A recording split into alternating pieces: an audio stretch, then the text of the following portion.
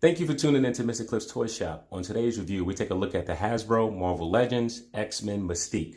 Today, I'll be reviewing this figure in 6 categories: accessories, articulation, design, is she essential to your collection, functionality, and price. Once those scores are totaled, I'll provide you with my opinion if this figure is a pass or purchase. So for accessories, we are not overwhelmed. However, we do receive 2 accessories which I really like. Let's not talk about those first. So the first of which we receive this gold weapon. It's really no paint on it. We've seen this a few times before. It's a very soft plastic. I really do not care for the guns that come with Hasbro, with Marvel Legends. We receive this larger weapon done in the same color. Again, no paint. I mean, not even brushes of black or brown just to bring out some part of the scope, because the scoping is actually nice.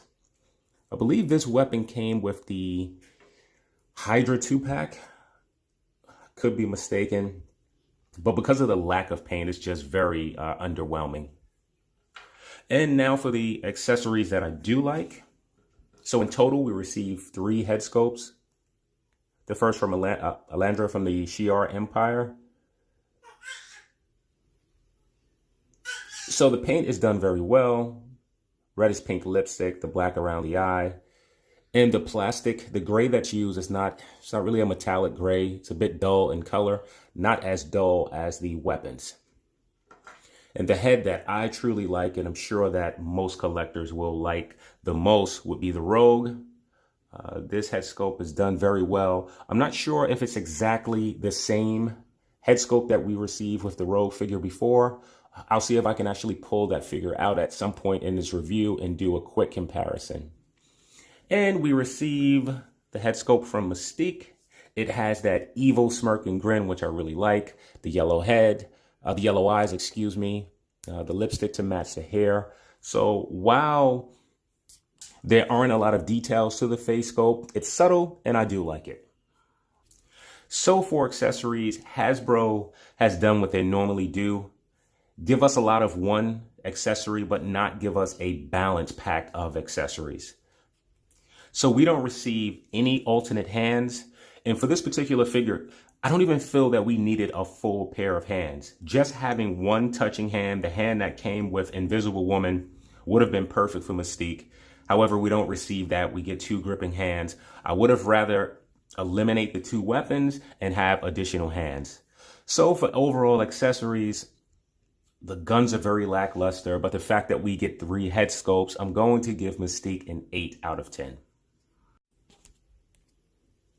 So for articulation, the head is not really able to look up much at all. Let's see if I remove it and push the bolt back. So the head is able to look up about this far. However, you can see clearly that it's not attached. So about that far. The head is able to look down. Okay, now it's fully attached. So the head is able to look way down. Let's try it again as far as being up. It's able to look up about that much. It does rotate both sides.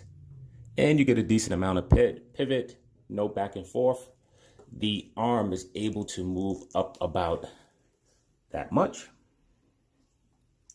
It's able to rotate full 360. No upper rotation. The elbows are single jointed, bending in about that much. You do get rotation at the wrist as well as pivot, hinging up and down as well as sideways. So the upper part of the torso is able to move back about this much. Forward, not much at all. You do get some great pivot and some excellent rotation. So with the lower torso, you don't get movement at all. Not even rotation at the waist. Right? So you have this belt. I thought it was a floating piece. It is not. And I'm kind of happy that it's not a floating piece. However, the skirt part is a moving piece that moves separately. So the legs are able to part only this far. They're able to kick that far back, way forward. You do get upper rotation, You do get a thigh cut as well. Knees are double jointed, bending in about that much. The foot is able to move up this much, down, and we do get a great amount of pivot. So for articulation, there are limitations in the neck, the single jointed elbows, and the lack of lower waist movement. So I'm going to give Mystique a 7 out of 10. So for design, I feel that Hasbro has done a great job in capturing the correct colored blue, the correct outfit, and providing us with this version of Mystique. There are some great details, such as the belt with the skulls, and right on her forehead, she actually has another golden skull, something that I really like. So what would have helped this figure out some if Hasbro decided to use sculpt versus paint, because I have some blue bleeding onto the white. It's not a lot, but it's still there. In addition to design, on both of the hands that I have, it is extremely globby. I'm just not sure if they threw on a lot of paint, but there's some line work throughout, which doesn't look good. The hands are pretty ugly.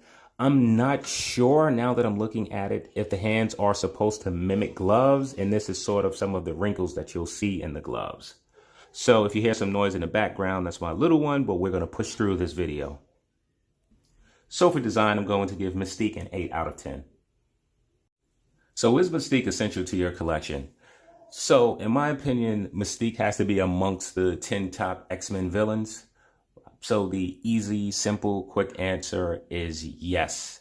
So for being an essential part to your collection, I am going to give Mystique a 9 out of 10. So for functionality, let's talk about this weapon. It is already warping. It is just a terrible item. And it's almost like, hey, I would rather they not include these weapons at all than to have something of this quality. In addition to functionality, the overall body seems extremely frail. I think it's about time that Hasbro adapts a new female body. The legs are sort of warped in a bit, not much, maybe not noticeable on camera. And always with Hasbro figures, especially the females, because they are a bit slimmer, right around the knee part here is poorly done. It's weak plastic. You can easily see that you can bend it in or out.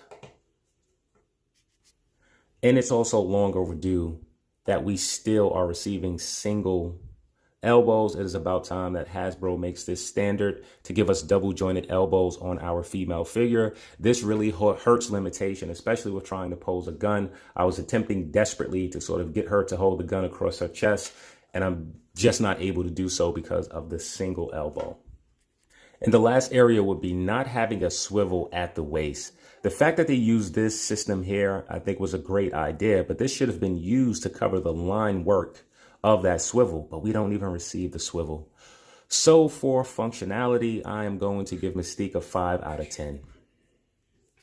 Oh, nearly forgot to change the head sculpt, so just pop that off. Let's throw on the Rogue just to get an idea of how this looks. So to note, I'm having a very difficult time getting the Rogue head sculpt on. I'm probably going to have to heat this up, which I don't like to do with my action figures, but I cannot get it to snap. It just won't go on properly. So I'm just going to leave it like this just to give you an idea of what it looks like, but just know that the head is not properly attached. So with the other head sculpt, let's see if I have as much issues. Nope, this one snaps on much easier.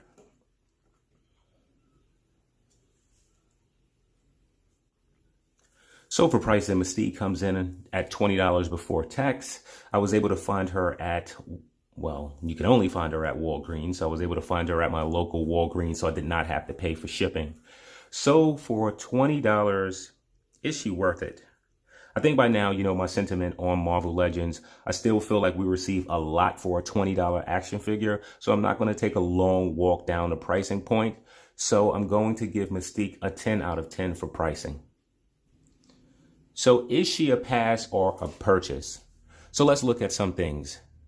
She comes with a decent amount of accessories. The head sculpts are certainly the accessories that you will want. The weapons, not so much. I probably won't even keep them. I'll probably discard those immediately, in my opinion. They're not worth keeping unless I'm going to take the time to paint one of the two weapons.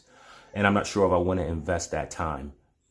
So in some areas, Hasbro certainly took shortcuts. It is time, Hasbro, for a new female sculpt. The arms are no longer holding up against the test of time. And the plastic appears to be a bit weak. I would rather, this is myself, not speaking for other collectors, I would rather have a small increase in price to have better quality plastic. With that said, $20 is a small amount, in my opinion, to pay for an action figure. This is a much needed addition if you are putting together your X-Men. So she is absolutely a purchase. So that gives Mystique an overall Cliff score of 47 out of 60.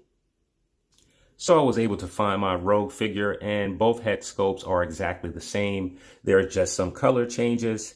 The hair on the one that comes with Mystique is done in a brighter burgundy color. Up front, you can see on the Rogue version, it is all grayish white, to where this is a mixture, again, of that burgundy and white. And the eyes are, well, they appear more centered on this one because they're done in yellow versus this one having actual pupils. So here's Mystique next to Rogue. If anyone has an additional Rogue that they're trying to get rid of, please let me know. I actually gave mine to a fellow collector because I had two. Now I'm wanting an additional Rogue. And here's Mystique next to Psylocke, sharing the exact same body sculpt. I truly prefer the body that's used on Rogue, but I get it. She's I guess a stockier or heavier figure, but that body is a lot better than the one that's on this Mystique and Psylocke figure. Okay, so I was able to actually find the hand that I was talking about. So Mystique should have came with this particular hand so that she could have mimicked a touching effect. I just think that this would have been cool just to have come with her. And I took this off of the latest version of the Dark Phoenix. So I want to thank you for tuning in to Mr. Cliff's Toy Shop, and I hope to catch you during the next review.